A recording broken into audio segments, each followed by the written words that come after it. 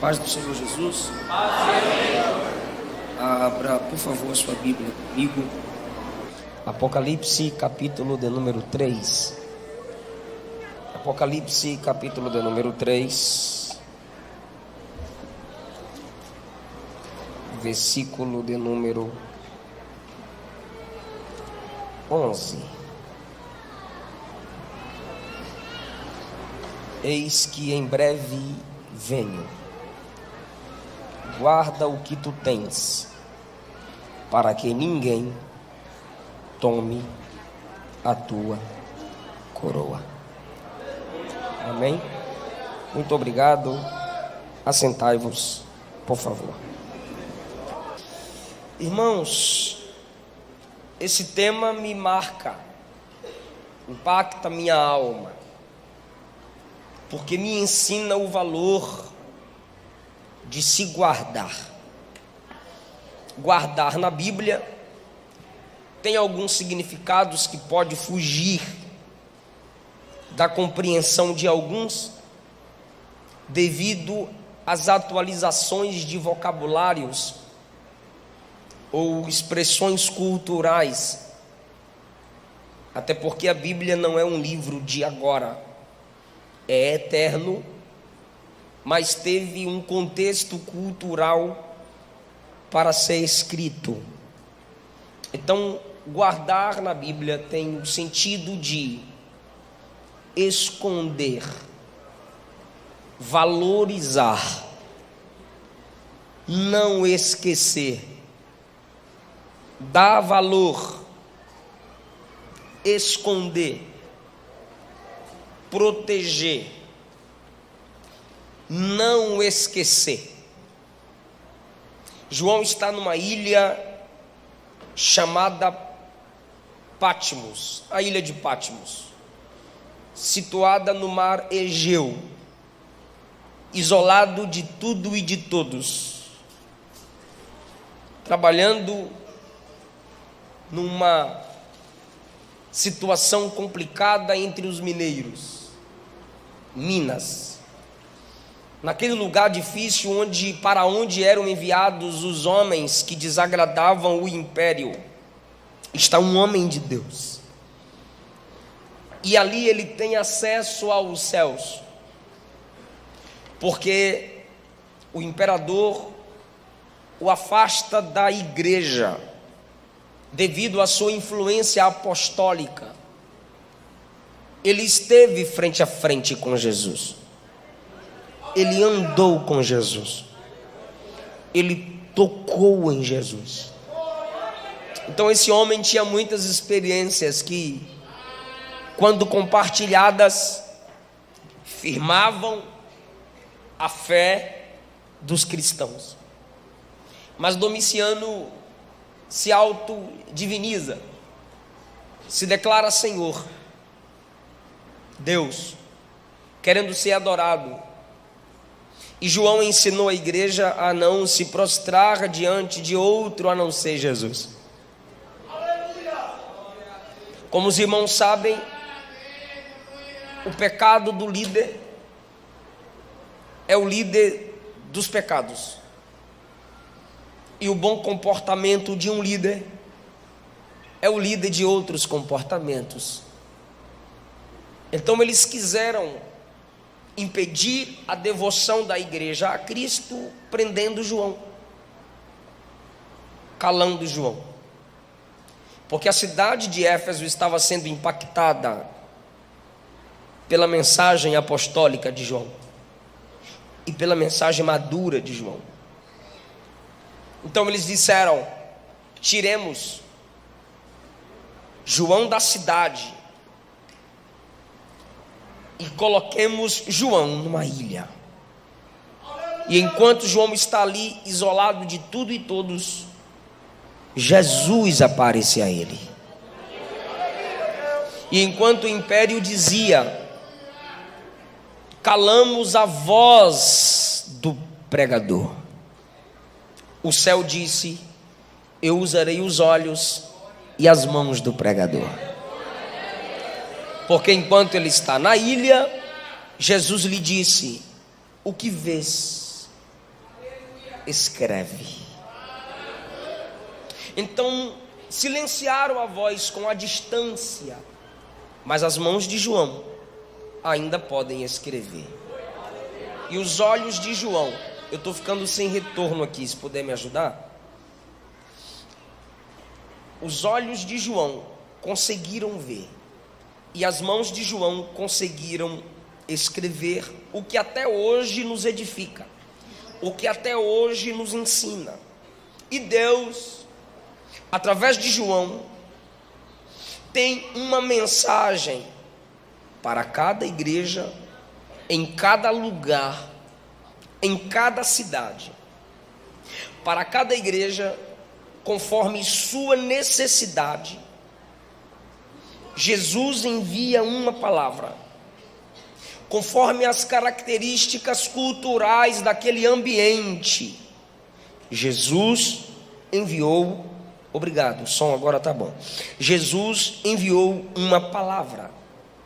No capítulo número 3 começa uma mensagem à igreja de Deus num lugar, numa cidade chamada Sardes. Um ambiente de orgulho fez com que o povo de Deus naquela cidade também se tornassem orgulhosos. Simplesmente viviam de aparência, e Jesus os corrigiu através da mensagem escrita.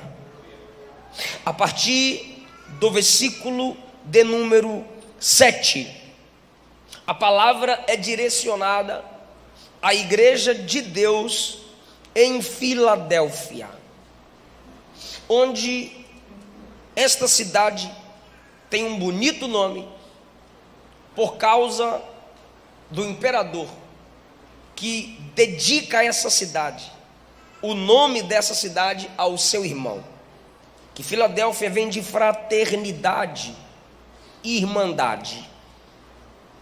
Nesse sentido de uma igreja numa comunidade e não tribo, porque tribo todos pensam de só um modo, se vestem de só um modo, falam de um mesmo jeito e sempre os mesmos costumes.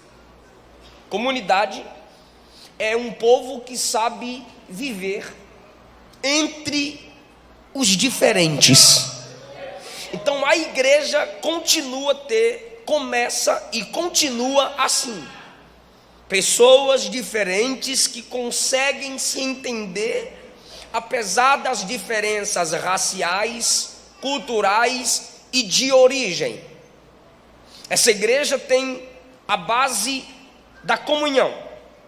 Só que os irmãos sabem que sob o Império Romano, a idolatria era divulgada. Então a esta igreja Jesus vai se apresentar com uma característica linda.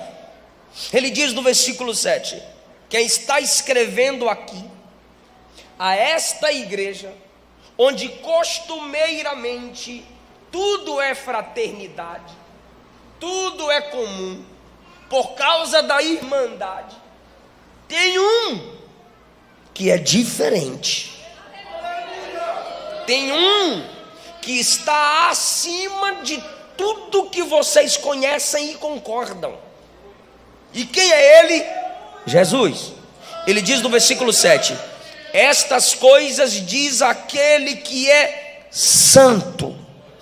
Tudo para vocês aí é comum, tudo para vocês é normal, porque vocês valorizam a fraternidade. Vocês habitam numa ambiência onde se é pregado o amor, independente das diferenças. Mas ali há uma igreja estabelecida. E onde há uma igreja estabelecida, esta igreja não se amolda aos costumes ao redor. Então, mesmo num ambiente onde o nome da cidade vem da fraternidade, da irmandade, da união, onde tudo é aceito, o que importa é a paz e nada é diferente, ninguém é superior, chega uma carta e passa pela mão do pastor da igreja, e quando o pastor da igreja começa a ler a carta, o remetente diz assim: eu sou diferente. O remetente diz assim: eu sou cortado. O remetente diz assim: eu sou fora do comum. Quem está escrevendo a vocês? Eu estou dando os significados. Aí quando eu falar a palavra que todo mundo conhece, você capta. Quando o pastor está lendo a carta, o pastor diz: gente, a carta para nós começa assim, ó. Isto diz aquele que é diferente. Isto diz aquele que está acima. Isto diz aquele que é fora do comum. Isto diz aquele que é santo. Então, mesmo a gente tendo um mundo que prega a paz e o amor, essa paz e esse amor não pode chocar-se, entrar em choque, ferir a santidade do nosso Deus. Porque mesmo a gente sendo cidadãos de Filadélfia, nós também somos cidadãos do céu. Então a igreja, ela tem uma dupla identidade. Ela está em Filadélfia, onde eu preciso sim valorizar a paz. Mas quando se trata de ferir a santidade do meu Deus, aí a gente começa uma guerra, porque para ter paz tem que ter guerra. Então, Jesus se apresenta à igreja e diz: aí tudo é comum, mas eu sou santo, eu sou fora do comum. Então nós vivemos numa ambiência, Brasil, onde a verdade não é absoluta, é relativa, cada um tem a sua, você com a sua, eu com a minha, assim a gente vive em paz. Porém, não haverá paz se não entendermos que a igreja também é cortada. A igreja também é fora do comum. A igreja também está num nível elevado. E ela não vai descer para agradar homens. Ela continuará na posição de santa. Porque o Deus dela é santa. E os homens com seus discursos querem mudar o que é normal à igreja. E o que é normal à igreja? Santidade. Por que santidade é normal à igreja? Porque o cabeça do corpo, que é a igreja, é santo. Então, conforme pensa a cabeça, o corpo se comportará. Por isso que não é normal o crente pecar. Porque o cabeça da igreja é santo. Isto diz o santo, não é um dos. Não, ele é o santo. Então ele fala como a igreja, que é o seu corpo, a igreja ligada nele, sabe que é normal santidade. Então, eu estou dizendo que não é normal o crente pecar. Pastor, quem disse isso? Eu e a Bíblia. E eu só digo porque a Bíblia diz.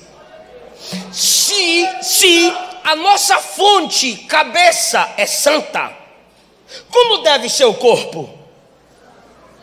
Quer falar não? Ah, quer falar, então vamos lá. Se a cabeça é santa, como deve ser o corpo? Santo. Pastor, mas às vezes o membro se fere. Ok, aí ele chora. Por que ele chora? Porque não é normal. pecar.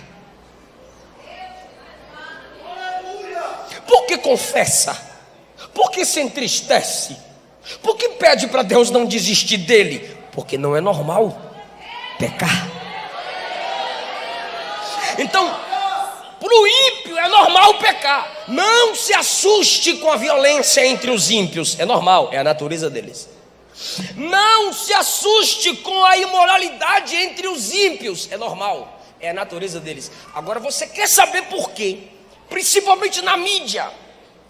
Você lê assim, ó: pastor faz isso e aquilo, cantor gospel faz isso e aquilo. Não dão ênfase tão grande a ímpios quanto dão aos erros de crentes. Aí nós queremos protestar e dizer: respeite nós. Ok, respeitar como? Não fale dos nossos erros. Mas como não falar dos nossos erros? Sabe por que eles se assustam com nossos erros? Porque eles sabem que não é normal a gente errar.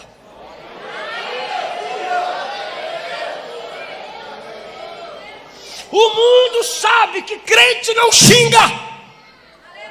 O mundo sabe que crente compra e paga. O mundo sabe que crente não faz sexo antes do casamento.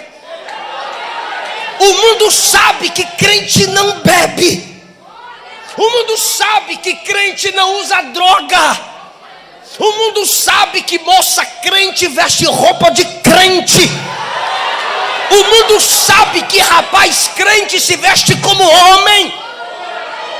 O mundo sabe que casal de crente não trai. O mundo sabe que para crente não é normal divórcio. É por isso que o mundo assusta. Então, eu vou me assustar se você discordar do mundo se assustar. Aí eu vou me assustar, vou dizer que quem está com problema é tu e não o mundo. Então, queridona, queridão, vai bombar mesmo. Vigia. Há uma grande nuvem de testemunhas. E a igreja é a única representante legal de Deus na terra.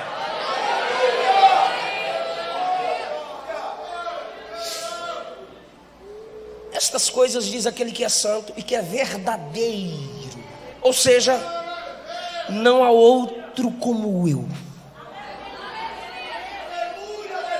Ninguém fala como eu falo. Todos são ecos. Eu sou a voz. Há muitos irmãos, mas de todos ele é o unigênito. Por que Deus enviou o seu filho unigênito e não primogênito? Porque primogênitos perdiam a herança. O Antigo Testamento está cheio disso. Mas o unigênito, primogênito é o primeiro, unigênito é único. Por isso ele começa o Apocalipse dizendo: eu sou o alfa e o ômega. Ele está dizendo: eu sou o primeiro e o último. Peraí, ou você é o primeiro ou você é o último. Jesus não, ele é primeiro, é último, porque ele é único, não tem ninguém como ele. Vocês estão cercados de vários ídolos. Eu sou único. Vocês estão cercados de vários irmãos. Nenhum irmão é como eu. Por isso ele diz: eu sou verdadeiro. Por isso ele sempre dizia assim, ó: em verdade vos digo. Ele está dizendo: o que eu digo é a verdade, porque a verdade que digo reflete a verdade que sou. João 14: eu sou o caminho que você segue. Eu sou a verdade que você crê. E eu sou a vida que você herda quando anda por mim, quando crê em mim. João 15 ele disse: eu sou a videira verdadeira. Quando ele diz eu sou verdadeiro, ele está dizendo assim: em mim não há engano. Eu sou todo original. Glória, pois, seja dada ao nome dele. Ele ainda diz: eu tenho a chave de Davi. Os judeus que estavam se convertendo, ou pelo menos fingindo, sempre honraram Davi. Se tem um nome que judeu valoriza, Davi. Mateus escreve o seu evangelho para provar que Jesus é rei. E quem estuda a Bíblia sabe que primeiro veio Abraão, Isaac, Jacó, José, seus filhos, para depois chegar Davi. Mas quando você lê Mateus, você vê escrito assim na genealogia: Jesus, filho de Davi, filho de Abraão. Primeiro coloca Davi, porque Mateus quer provar que Jesus é rei. Então havia judeus nessa igreja. Olha o que diz, escuta, olha o que diz o versículo 9: eis que eu farei aos da sinagoga de Satanás. Porque quando o povo voltou do cativeiro, o templo não estava construído. Eles disseram: precisamos de um lugar para nos reunirmos e cultuarmos. E o que fizeram? Sinagogas. Um local para que o culto começasse era necessário ter 10 homens. Do lado de fora o pátio das mulheres e dos gentios. Os homens ali reunidos começavam o culto. E o culto era a leitura da palavra de Deus escrita. Só que olha o que diz o versículo 9: eles dizem judeus, não são, mas mentem. O judeu aqui é no sentido de tradição. O judeu aqui é aquele que conhece a lei, aquele que conhece o Antigo Testamento. O que a gente chama de Antigo Testamento para eles é lei ou Antiga Aliança. Judeu é aquele que conhece a Antiga Aliança. Aí Jesus diz: esses que se dizem judeus, mas não são e mentem. Esses que se dizem conhecedores da Antiga Aliança, mas não conhecem nada. Por quê? Porque eles não me honram como filho de Davi. Se eles conhecessem a história de Davi, eles saberiam que eu sou o sucessor direto do trono de Davi. Escuta isso. Eles diziam que Jesus não era o sucessor do trono de Davi. Eles diziam que Jesus não era o Messias, como até hoje muitos judeus dizem. Aí Jesus diz assim: eles é que não são judeus, eles mentem. Eu sou o verdadeiro, eles mentem. Ou seja, tem gente que está pegando. Eles querem distorcer a palavra sobre mim, porém distorcidos são eles. Não há engano em mim. É o que Jesus está dizendo. Eles mentem. Se dizem conhecedores, mas não são. Aí Jesus diz assim: eu tenho a chave de Davi. O que é chave? A autoridade para abrir e fechar. Eu tenho a chave de Davi. O que é que Davi fez? Escute isso. Davi fugia.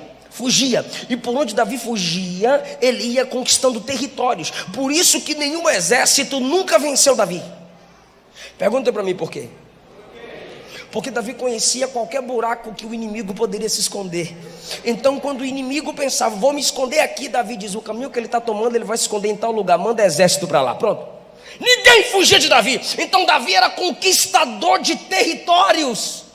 Aí Jesus diz: eu tenho a chave de Davi. Como Davi fez, eu continuo o quê? Conquistando territórios. E não há inimigo que se esconda do meu olhar, porque eu conheço tudo. Eu tenho a chave de Davi. Ou seja, Davi vai gerando filhos. Davi, Salomão, Roboão, até chegar Jesus. Jesus é descendente de Davi. Então ele olhou do céu à terra e disse: eu escolho essa família, essa tribo para vir como homem e herdar o trono de Davi. Ok, mas aqui Davi vai gerando filhos e via Salomão, Roboão, todos, a maioria vão pecando, vão adulterando, vão caindo na idolatria. Quando chega no livro do profeta Jeremias, você precisa muito prestar atenção nisso aqui.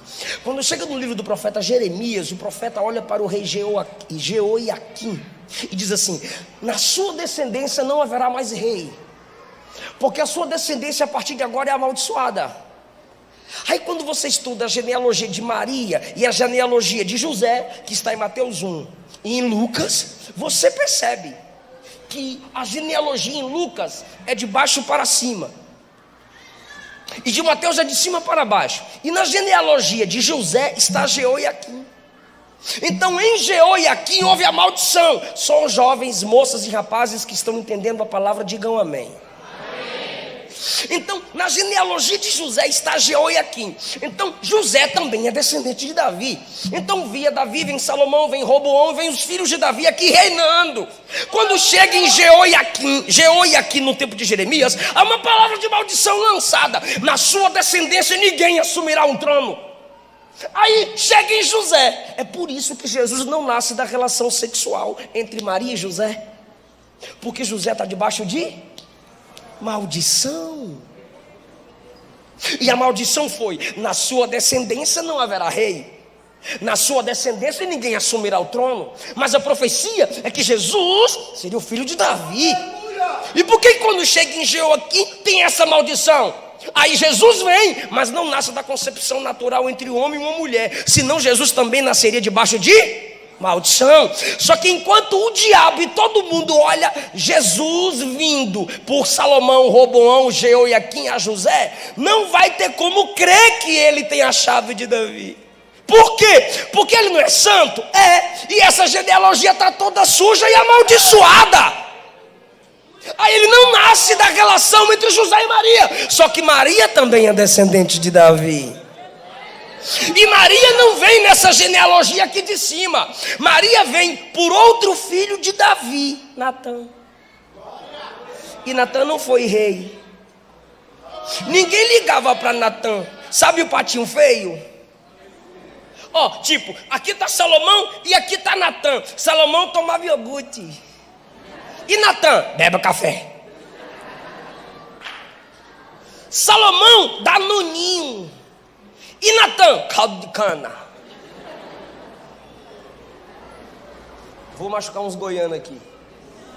Salomão, maçã. E Natã, pique. Padura. E Natã, pique. Ou seja, eu estou usando aqui uma ilustração de desprezo. O próprio diabo não se importou com essa genealogia via Natã. Está preparado para dar glória? Aí aqui, Salomão, Roboão, Jeoiaquim, todo mundo grande, todo mundo top das galáxias. E o diabo investe aqui eles caem, vem José debaixo de maldição. Só que Davi teve um filho que ninguém se importou. E via Natã, Davi não teve nenhum rei. Via Natã, a genealogia vai crescendo, a descendência vai chegando. Aí chega Isaías capítulo 7. A virgem conceberá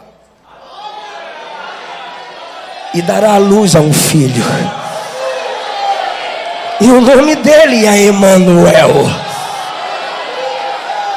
O diabo perturba, porque o diabo não é onisciente. Como assim virgem conceber? Eu tentei manchar Sara lá atrás. Eu vi manchando Raabe. Eu vi manchando tudo, a mãe de Davi. Eu vi manchando tudo. Só que via Natã não tem nenhum rei. Aí nasce Maria via Natã. Aí de Maria vem Jesus. Então Jesus vem de Maria, que na descendência dela não tem nenhum rei antes, só Davi. Então Jesus, vindo de Maria, é o sucessor direto do trono de Davi. Só que os judeus olhavam só cá em cima. E Jesus diz: vocês não se lembraram de Natã. E eu via Natã. Eu tenho a chave de Davi. Aleluia! Assim como todos temiam Davi, todos devem temer o meu governo. Assim como o melhor reino em Israel foi o reino de Davi, o melhor reino é o meu. Eu estou falando de Jesus. E tem gente que se alegra quando o pregador fala de Jesus. Então eu estou explicando o remetente, a apresentação do remetente. Eu sou santo, eu sou verdadeiro, eu tenho a chave de Davi. Aquele que abre e ninguém fecha, fecha e ninguém abre. Ele está dizendo: eu controlo, eu domino, eu sou soberano. Quando você chega em Apocalipse capítulo número 5, o que que tem? Escuta, quando você chega em Apocalipse 5, o que que tem? Um livro selado na mão do Pai, e ele está lá. João diz: ninguém pode abrir o livro fechado. Um anjo forte fala com João: quem é digno de abrir o livro e desatar os 7 selos? Se eu fosse João, eu diria: tu não é forte, abre tu. Aí o anjo ia olhar para mim e dizer assim: eu sou forte, mas não sou digno. Aí João vê milhares e milhares de anjos cantando. Se eu fosse João, eu olharia para milhares, em vez de chorar, porque João chora, irmão, eu para chorar é uma luta. Aí milhares e milhares de anjos cantando, eu ia olhar para milhares e milhares de anjos cantando e diria: vocês são muitos. Vai lá na mão do Pai e pega o livro. Eles diriam: somos muitos, mas não somos dignos. Aí tem 24 anciãos, símbolos de governo, organização e maturidade. Eu ia dizer: 24 anciãos, vão lá. Vocês estão aqui há tanto tempo, por isso que são anciãos. Vão lá e pega esse livro. Eles diriam: temos maturidade, mas não temos. Temos maturidade, mas não temos dignidade.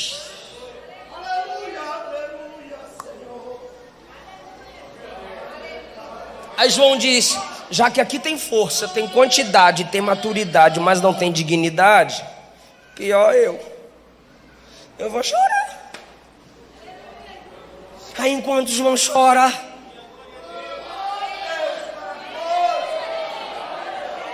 aleluia, enquanto João chora, o ancião diz: João, não chore.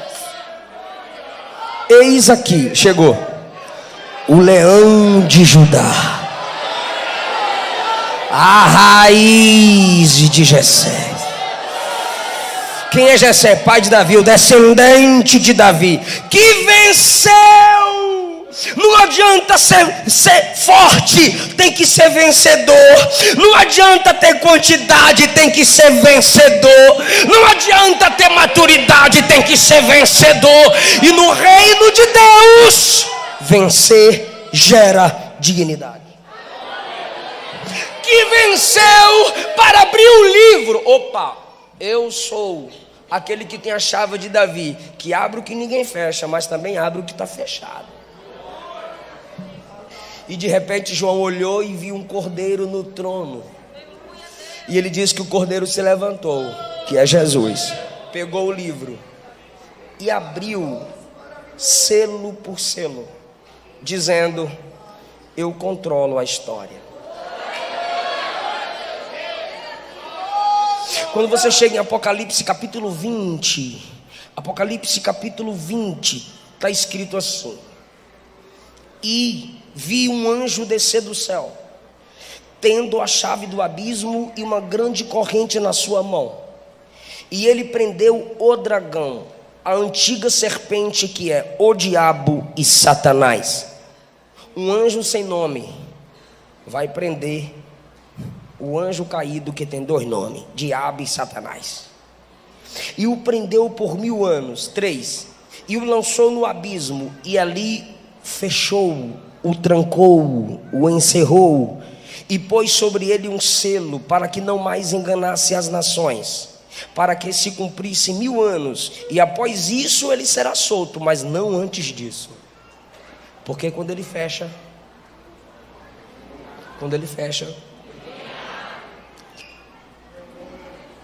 então você entendeu que por autoridade de Deus o anjo fecha o abismo, e durante 1000 anos nem o diabo pode abrir o abismo, porque o que ele fecha, ninguém abre. Só que aí 1000 anos depois, versículo 7, quando se completarem os 1000 anos, Satanás será solto de sua prisão. Então imagine os crentes lá no milênio. Não sai não, capeta, fica aí, tá amarrado, tá trancado, fica aí. Mas foi Jesus que abriu, irmão, o sepulcro, o abismo, e ninguém mais pode fechar. E ele sairá e enganará muitos, porque o que ele abre, ninguém fecha.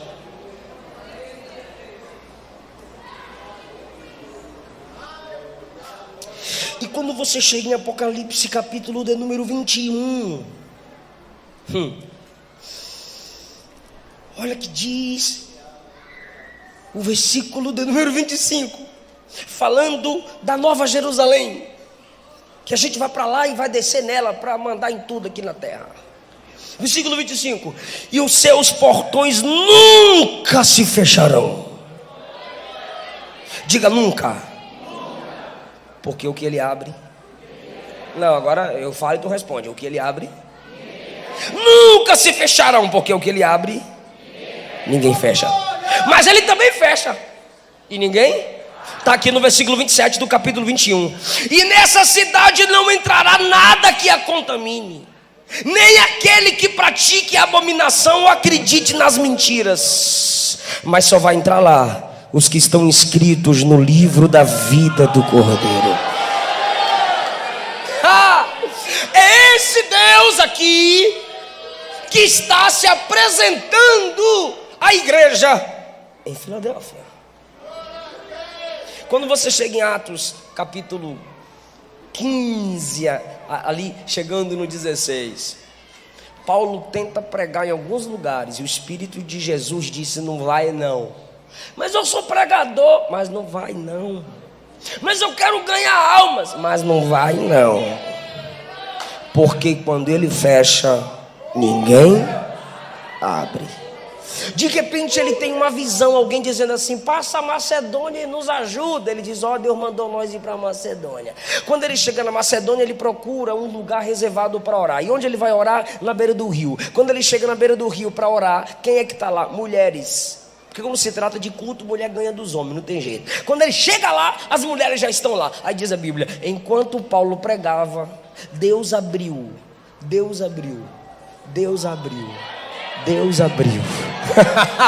Fecha a porta dos lugares e abre o coração de uma mulher, Lídia. E quando Deus abriu o coração dela, ela e a família foi salva. Ela e a família se tornaram os primeiros crentes da igreja em Filipos. Ou seja, ele fechou a porta e Paulo não pregou. Mas quando ele abriu a porta, ninguém fechou. Lídia e a família foi salva. Porém, ele mostra para Paulo que quando o homem fecha a porta, ele... Prenderam os homens de Deus, e à meia-noite o Senhor envia terremoto. Todas as portas se abriram, porque o que o homem fecha, Jesus abre. Então pega essa palavra que Deus me manda dizer a alguns aqui: o que Deus fechar, homem nenhum, nem Satanás poderá abrir. Mas quando Deus abrir, nem homem nem Satanás poderá fechar, porque Ele é o soberano da igreja. É esse Deus que eu sirvo, é esse Deus que adoramos, e é esse Deus que eu gosto de pregar. Ele diz no versículo 8: eu conheço as suas obras, porque a igreja tem que ter obra. Olha o versículo 8: eis que tenho posto diante de ti uma porta aberta, e nenhum homem pode fechar. Porque tens pouca força, mas tem guardado a minha palavra, e não negaste o meu nome. Tem pouca força, mas tem a palavra e tem o nome de Jesus. Versículo 9 eu já falei, os homens da sinagoga de Satanás. E o Senhor diz assim: farei com que venham e reconheçam prostrado aos seus pés que eu amo vocês. Diga: Jesus nos ama. 10, porque você guardou a palavra da minha paciência, eu também te guardarei. Mais uma vez a palavra guardar. Da hora da tentação que virá sobre todo mundo. Aí no 11 ele diz: eis que em breve venho, guarda o que tem, guarda o que tem, guarda o que tem. Então aqui eu tenho 3 coisas para dizer que você precisa guardar e eu encerro a mensagem. Primeira coisa que você precisa guardar, primeira coisa que você precisa valorizar, é o anjo da igreja. Guarda o que? Para de graça. Guarda o que? Tem. Aí a carta começa assim, ó: ao anjo da igreja. O Senhor diz assim no livro de Jeremias: eu vos darei. Foi eu. Eu vos darei pastores segundo o meu coração. A igreja não é dada a líderes. Líderes são dados por Deus à igreja. Aí eu te pergunto: o que se faz com presentes? Se guarda, se valoriza. Porque tem presente que guardar é desvalorizar, né? Então se valoriza. Não esquece. Ao anjo da igreja que está em Filadélfia, lá Deus estabeleceu um líder, lá Deus estabeleceu um pastor. Aí no versículo 11 diz: guarda o que tem. O que aquela igreja tinha? Um anjo. E o que aquele anjo fazia? Ao anjo da igreja que está em Filadélfia, escreve. Então a mensagem, antes de chegar na igreja, passava na mão do aleluia. Com esse aqui eu tenho liberdade, é meu aluno lá na passava na mão do anjo da igreja, passava na mão do pastor. Ou seja, o pastor pegava a carta e lia para a igreja. Por isso que quando você lê Apocalipse capítulo 1, versículos 2 e 3, mais ou menos por ali, você vê escrito assim, ó: bem-aventurado aquele que lê. E aqueles, plural, bem-aventurado aquele que lê, o pastor, e aqueles que ouvem, a igreja. Porque nem todos tinham acesso à Bíblia como todos temos hoje. Então o pastor lia a carta, e a igreja sentadinha escutava o que estava escrito na carta, lida pelo pastor. Então ela era obrigada a valorizar o pastor, porque toda a carta passava pela mão do anjo, e sem um anjo não ia ler a carta. Então uma igreja precisa guardar seus líderes. Eu sou co-pastor em um campo aqui em Goiânia. O meu pastor pode me dar uma ordem que vai me deixar com raiva, mas eu tenho que obedecer mesmo com raiva, porque acima do sentimento está a obediência. Mas essa raivinha minha não me dignifica a chegar no corredor da igreja e criar contendas. Essa raivinha minha não me dá o direito de, enquanto volto para casa, e falar mal do meu pastor e meu filhinho escutando. É por isso que tem adolescente, filho de crente, que odeia a igreja, porque os pais saem do culto falando mal dos seus pastores. Então o paizão se acha o herói. Eu falo mesmo, meu filho está vendo aí que eu falo mesmo. Não, na realidade você é um fracasso, porque você seria herói de verdade se você procurasse o pastor e falasse para ele. Então você é covarde, porque fala por trás e alimenta mágoa no coração de seus filhos. Guarde seu líder. 1 Tessalonicenses capítulo 5, versículo 12: honrai aqueles que vos presidem e trabalham entre vós.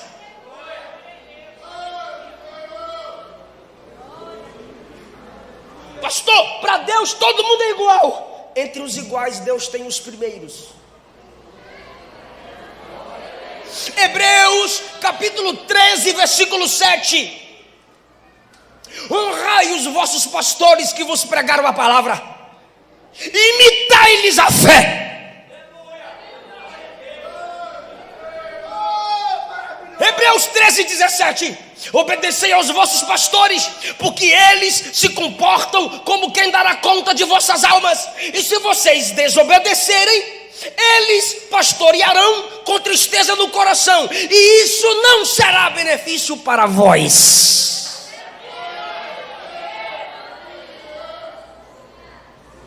Então, guarde o que você tem. O que a igreja tem? Liderança.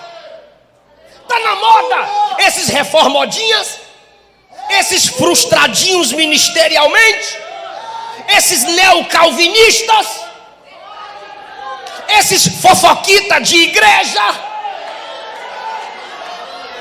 e abrir um canal no YouTube para criticar pastor. Não conseguiu ter sucesso no ministério, não conseguiu ser provado, porque algum pastor o humilhou, e às vezes Deus permite a gente ser humilhado. Não adianta você ficar mudando de igreja. Meu pastor me humilhou, vou mudar de igreja. Às vezes Deus permite você ser humilhado, é porque você não é humilde. Aí os crentes ficam mudando de igreja, ficam migrando. Sai da Assembleia, vai para Batista, sai da Batista, vai para Universal, sai da Universal, vai para Católica, sai da Católica, vai parar no inferno. Em vez de mudar de igreja, muda de vida, muda de atitude, muda de comportamento, aprende. E aí a gente sai da igreja dizendo: os humilhados serão exaltados. Quem me viu passar na pava não me ajudou, quando me viu na mesa vai me arrepender. Olha, ela não gosta que eu fale da música da Damares. Só que aí sai da igreja: os humilhados serão exaltados. Os humilhados não serão exaltados. É Deus mesmo que diz. Os humilhados não serão exaltados. Pastor, está na Bíblia, na tua. Pastor, foi Jesus que disse: o teu, o meu não. O que é que Jesus disse, pastor? Aquele que a si mesmo se humilhar, esse o Pai o exaltará.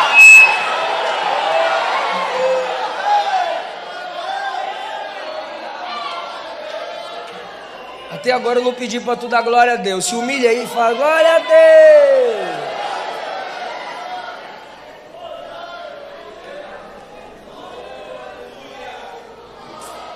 No corredor da minha igreja, pastor, o irmão me chamou. Pastor João Pereira, o irmão me chamou. Pastor Darlan, tal, e falando mal do pastor. E no corredor da igreja, e crente passando para lá e para cá, e toda hora eu via que as irmãs fofoquitas passavam, que toda igreja tem as irmãs fofoquitas. E aí ele falando aqui, e aí eu colocando a mão no bolso, e ele descendo a lenha, ele descendo a lenha, eu fui no contato, tô ouvindo, pastor, Darlan, você tá ouvindo, pastor? Tô, pode falar, meu filho. Precisa lá? O fulano aqui quer falar com o senhor.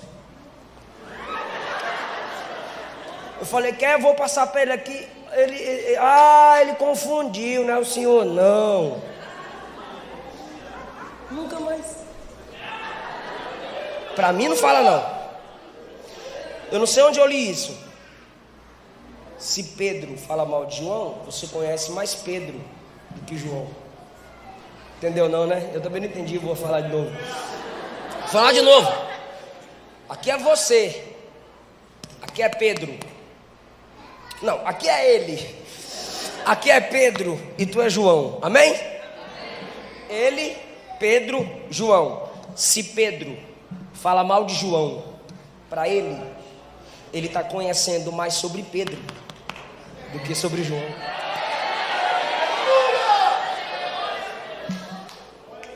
E se ele chega para João e diz: Pedro falou mal de tu 1 hora, tu está conhecendo mais ele do que Pedrão. Por quê? Por que ele deixou falar 1 hora?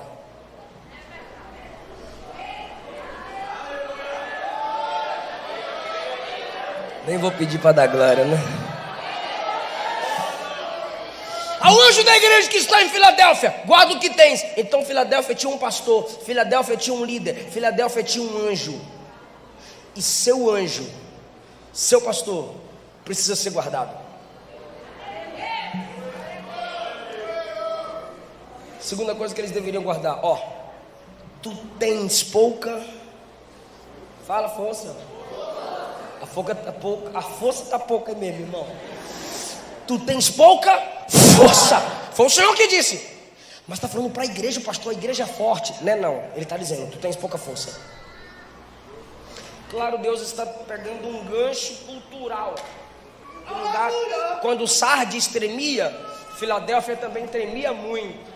Então as pessoas chamavam de a cidade fraca. Aí Jesus pega o gancho cultural para uma igreja que quando sofria perseguição, seus bens eram tirados. Aí o Senhor diz, tu tens pouca força, pouca influência, pouca fama. Sardes tem muito nome, vocês têm pouco nome, pouca fama, pouca influência. Você tem pouca força. Ei, valorize isso. Guarde o que você tem. O que eu tenho, pastor? Pouca força. Então o que eu tenho que guardar, pastor? Você tem que guardar essa realidade de que você tem pouca força. Eu não vim aqui como um coach, que coach tentando pregar o evangelho é um coachado. Eu não vim aqui dizer assim, você é forte, você é top. Não, você é fraca. Você é fraco em si mesma, em si mesmo. Você só pode tudo, tanto passar prova, quanto passar luta, tanto fome, quanto tem abundância. Você pode tudo isso em Cristo Jesus que fortalece você. Então nunca se esqueça, você tem pouca força. Se o cantor se esquecer que ele tem pouca força, ele vira artista. Chega aqui, bate a boquinha, bota a igreja para cantar. Se o pregador esquecer que tem pouca força, ele não quer mais orar, não quer mais jejuar, não quer mais ler Bíblia e sobe no púlpito de cabeça erguida, vai descer de cabeça baixa. Quem se lembra que tem pouca força não prega sem orar, não canta sem buscar, não aconselha sem depender de Deus. Você tem pouca força. Se você reconhece que tem pouca força, você não fica sozinho com sua namorada. Se você reconhece que tem pouca força, você não fica com beijos prolongados com seu namorado. Se você reconhece que tem pouca força, você não vai ficar 5, 6 anos namorando, beijando, esfregando, chupando, sem casar. Você tem pouca força. Guarda o que você tem, o que é pouca força. Não se esqueça, você é fraco. O hormônio não se converte. Sai desse grupo imoral, senão você vai viver na masturbação sempre. E quando casar, sua mulher não vai te satisfazer, porque você é tão viciado em satisfazer a si mesmo, que você não casou para satisfazê-la, você casou para ser satisfeito. Isso é orgulho. Então você já casou imitando Satanás, porque Satanás é a origem do orgulho na Bíblia. Então você será o Satanazinho no casamento.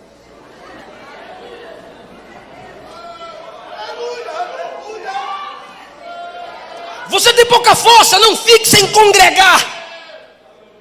Vou virar um desigrejado, é desviado.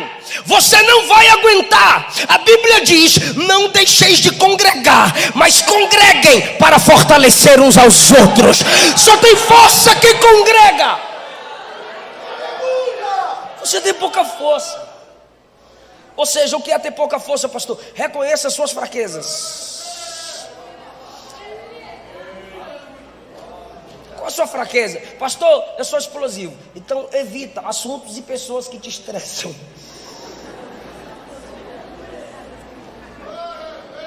Qual a sua fraqueza, irmão? Pastor, eu roubava muito, eu gosto de um dinheirinho. Então trabalha, irmão, trabalha, meu querido. E dizima, meu filho.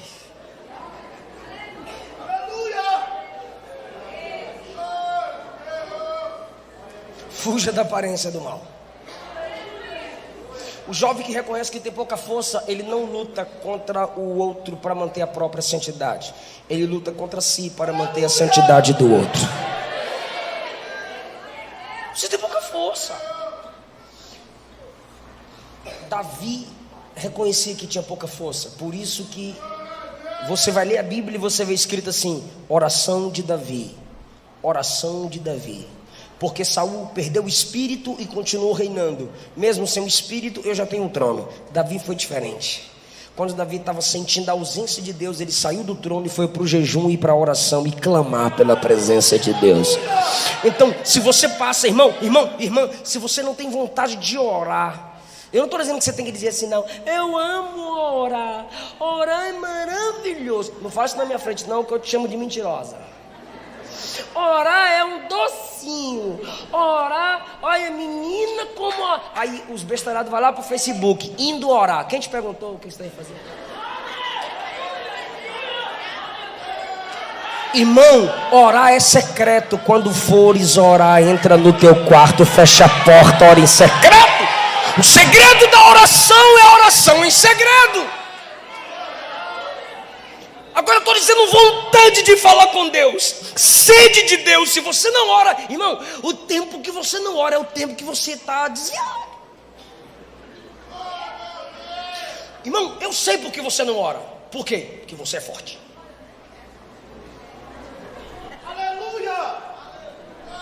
E você se esqueceu que você é fraco, então você pensa que é forte. Mas quando você chega na igreja, jovem, sabe? E vê as irmãs orando, porque sempre as irmãs chegam primeiro que a gente, os pastores orando. Aí a gente diz, aí a gente que é jovem diz, culto não começou não, vou lá para fora. Aí vai lá para fora roubar o Wi-Fi da igreja. Por quê? Porque o culto não começou. Mas por que o culto não começou? Porque as irmãs do cocôzinho branco estão orando. Culto não começa depois da oração. Culto começa com oração. Quando o primeiro crente está de joelho, o culto já começou. Jesus já está na casa. Aí, quando você vê um crente orando, aí você diz, olha lá, ó, ali é forte, ali é top, ali é forte. Por quê? Porque está orando. Ali não tem pecado não, ali é toda santa. Ali é mulher de... Ali é vaso. Ali é do manto. Ali é forte. Ali não faz nada que eu faço. Por quê? Porque está orando. Chega lá perto.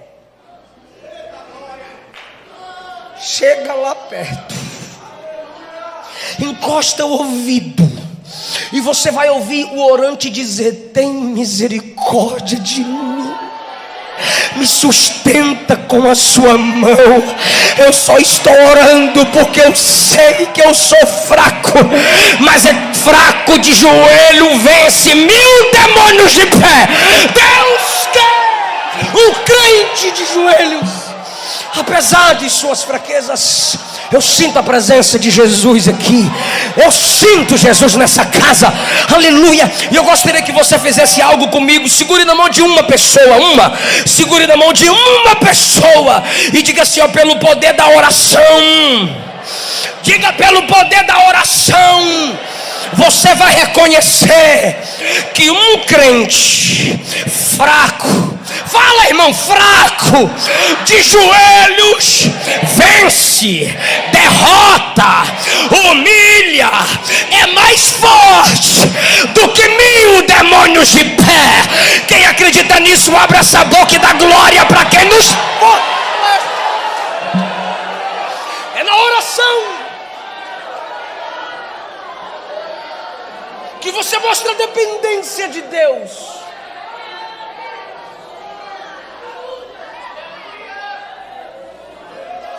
Guarde isso.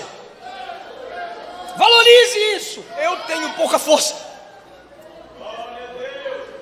Se eu começar a falar, eu explodo, então eu vou ficar calado. É minha fraqueza. Você tem que descobrir sua fraqueza e não ficar falando para todo mundo. Para de dar água para Satanás.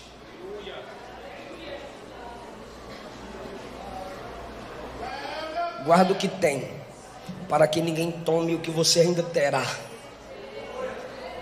A coroa.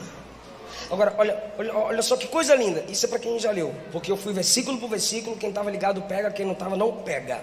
Eu não vou repetir. Ó, tens pouca força, mas guardaste a minha palavra. Guarde a palavra. Memória. Então guardar é valorizar. Valorize seu pastor. Guardar é não esquecer. Não esqueça que você tem pouca força. Guardaste a minha palavra. Guarde a palavra. Valorize a palavra. Não esqueça a palavra. Eu sei que as mocinhas, eu sei que as moças, eu sei que os rapazes, os moços, melhor rapaz, né? Ficar mais macho. Os machos, né? Gostam dessas músicas aí, músicas atuais, né? Legal, legal.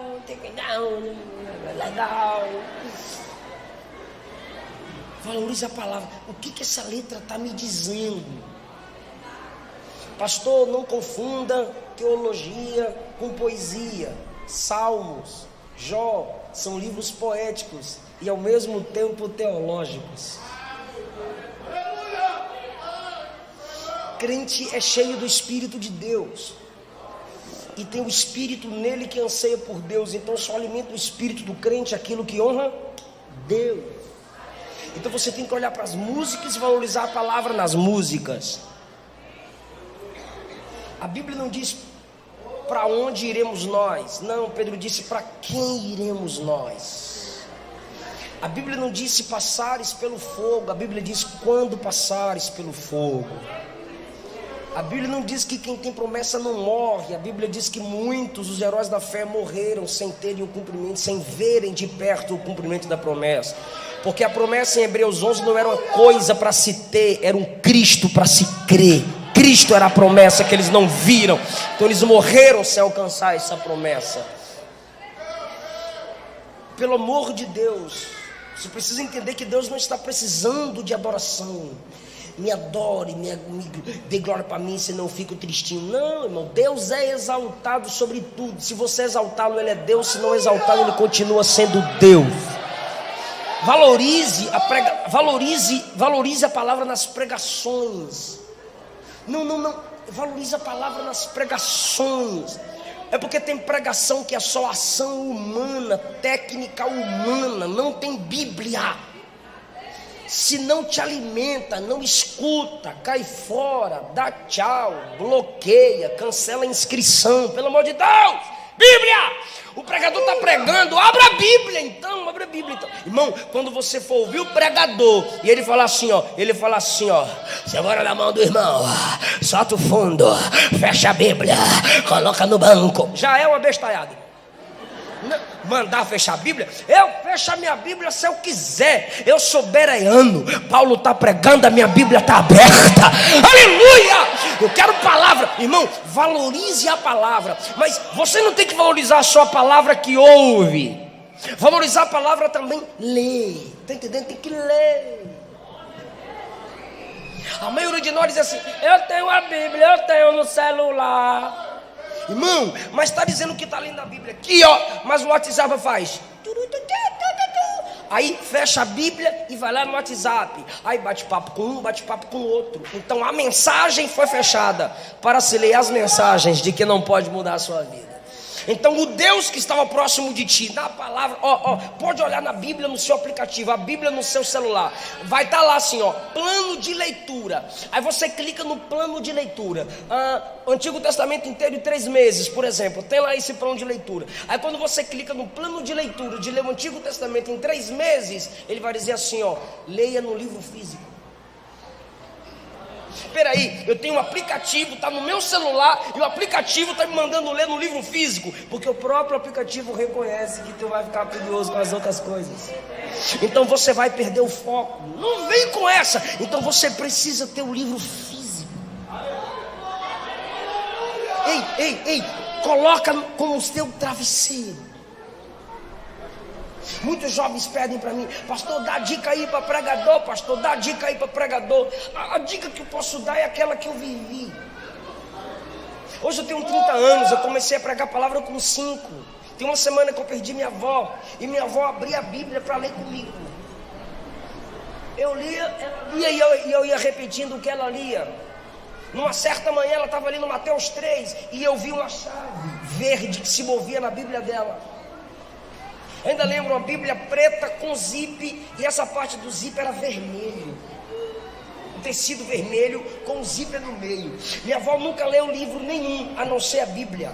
Qualquer outro livro que você colocasse na mão dela, ela não leria, mas a Bíblia, uau. Só pentecostal crê nisso, reformadinho não crê não. Aí quando ela estava lendo lá Mateus 3, eu vi a chave, e eu como criança meti a mão na chave. Aí eu meti a mão, Eliseu. Eu falei: a chave, vó. Está na porta, meu filho. Eu falei: não, vovó, a chave na Bíblia. Ela não tem chave, meu filho. Tira a mão. E ela continuou lendo. E eu vi a chave de novo. Eu coçava o olho, mas a chave estava lá. Aí eu meti a mão para pegar a chave. Aí, irmão, pentecostal estressado, ou presta ou não presta. Ela prestou. Ela disse: então se achava que tu tá lendo, é porque Deus quer abrir a porta da palavra para você. Lê. Pastor, eu comecei a ler Mateus 3. E naqueles dias apareceu João Batista pregando no deserto da Judeia: arrependei-vos, porque é chegado o reino dos céus. Porque este é o anunciado pelo profeta Isaías: voz do que clama no deserto, prepara o caminho do Senhor e endireitai as suas veredas. Esse camarada começou a pregar. João pregava no deserto da Judeia e dizia: arrependei-vos, tal, eu vos batizo com água para o arrependimento. Mas aqui, eu comecei a ler, e quando eu olhei para a vovó, ela já estava chorando. A partir daquele dia, meu sonho era ter uma Bíblia. E tinha o irmão Rui Barbosa. Lembrei, seu Rui. Ele era dono de uma livraria no centro da cidade. Eu ia lá, toda vez que eu ia no centro pagar alguma conta com minha mãe, eu pedia uma Bíblia, irmão Rui não me dava. Irmão Rui. Ele não me dava, amor, nunca te contei. Ele não me deu a Bíblia, amor. Mas aí eu fui numa conferência Adonep e ganhei uma Bíblia. Aí eu ganhei uma bicicleta. E eu pedia carona quando a bicicleta era minha. Porque era 40, 50 minutos a pé para chegar na escola. Aí eu passava na rua: quem me leva? Eu levo. De bike eu levo os colegas. Eu dizia: então você leva. Por quê? E eu ia lendo Bíblia, com a Bíblia no guidão. Eu falo guidão, sou baiano. Vocês falam o quê? Guidão, é nóis. Aí eu botava aqui, ó, no guidão, ia lendo a Bíblia. Lendo a Bíblia até chegar na escola. Prendia aqui com os braços por causa do vento. Ia lendo Bíblia. Eu repeti a quinta série umas 3 vezes, irmão. Porque eu levava a Bíblia para a escola. Eu não aconselho ninguém a fazer isso. No intervalo eu ia ler Bíblia. Eu morei só em Brasília 10 anos, em cima da igreja P-Sul, P-Norte. O pastor da igreja era o pastor Gesiel, depois foi o pastor Gedalias. Chega lá e pergunte o que Eliseu fazia de meia-noite às 4 da manhã todos os dias. Eu li a Bíblia de joelho, porque eu ouvi uma mensagem de Gesiel Gomes dizendo que era necessário o pregador ler a Bíblia de joelho, para ele focar na oração e na palavra. Quando eu ouvi aquela fita cassete de Gesiel Gomes, eu comecei a ler a Bíblia todos os dias de meia-noite às 4. Acordava às 11, ia para o supletivo 1 hora. Depois que eu terminei o supletivo lá, fui trabalhar em Lava Jato. Então trabalhava no Lava Jato meio de semana e pregava o final de semana. Eu recebia minhas ofertas, eu economizava para comprar meus livros, montar minha bibliotecazinha. Guarde a palavra, valorize a palavra. Precisamos voltar a ler a Bíblia em casa. Esses dias eu tive que abraçar minha esposa e pedir perdão a ela. Eu dizia: você não está lendo Bíblia. Aí ela: amor, vai ler Bíblia. E a Luana ficava calada. Aí 4 dias atrás, eu estava lá no meu escritório. Aí eu peguei as 3 Bíblias da minha esposa. Eu tive que ir lá nela, abraçá-la e pedir perdão. A Bíblia dela toda marcada, toda riscada de Gênesis a Apocalipse. Eu falei: irmã, lê Bíblia, eu vou lá pedir perdão para ela. Acho que eu tenho que dar uma Bíblia nova para ela. Não tema riscar sua Bíblia. Estou riscando a boca de Deus. Que você bobo, irmão. Risca, marca. Mas a minha Bíblia vai ficar velha. Bíblia velha, vida nova. Leia a Bíblia. Guarde a minha palavra, porque eu vou guardar você da hora da tribulação que há de vir sobre toda a terra. Quem pode levantar a Bíblia? A biblioteca do Espírito Santo. A palavra que se originou nos céus e foi escrita por homens inspirados pelo Espírito Santo. Se a Bíblia está no seu celular, levanta-se mesmo que eu não gosto, mas levante, está aí a Bíblia. É essa palavra que te dá força para vencer no dia mau. É essa palavra que te faz vencer as mágoas. É essa palavra que te ajuda a perdoar. É essa palavra que aumenta em você a sede pelo Espírito Santo. Esse é o livro que mais foi queimado pela Igreja Católica, mas é o livro que livra os homens do fogo do inferno. Esse é o livro que mais foi trancado, mas é o livro que mais quebra correntes da alma do homem. Esse é o livro de Deus. Fica de pé dando glória ao Deus da palavra.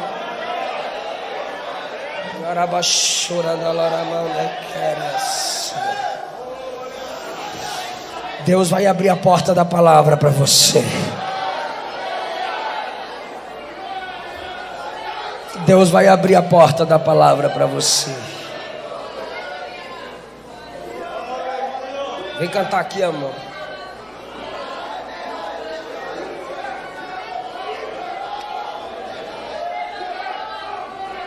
Glória, glória, glória, glória, glória a Deus.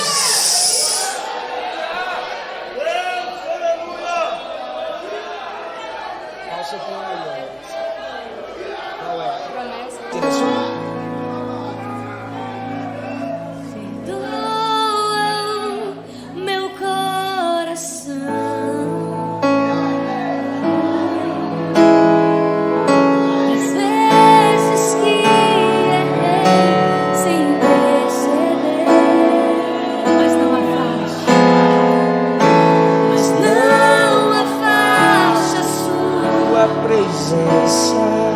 Não te afaste, Senhor.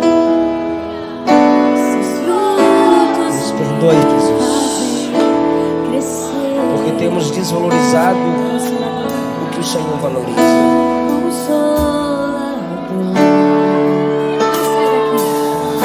Não sai daqui. Meu peito dói.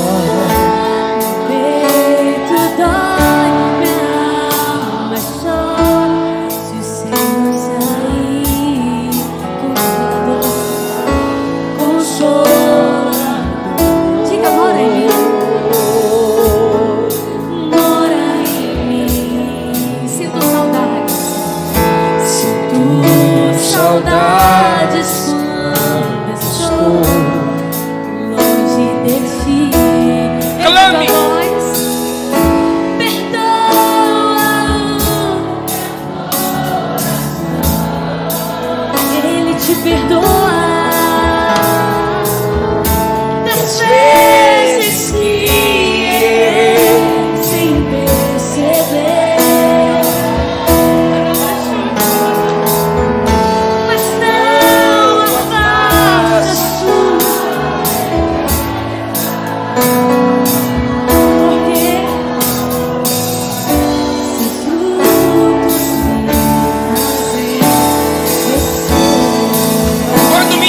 Se cansou.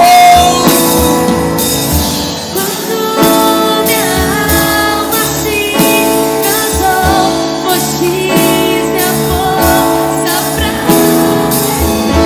Quando meu coração calou, o meu ajudador, o meu consolador,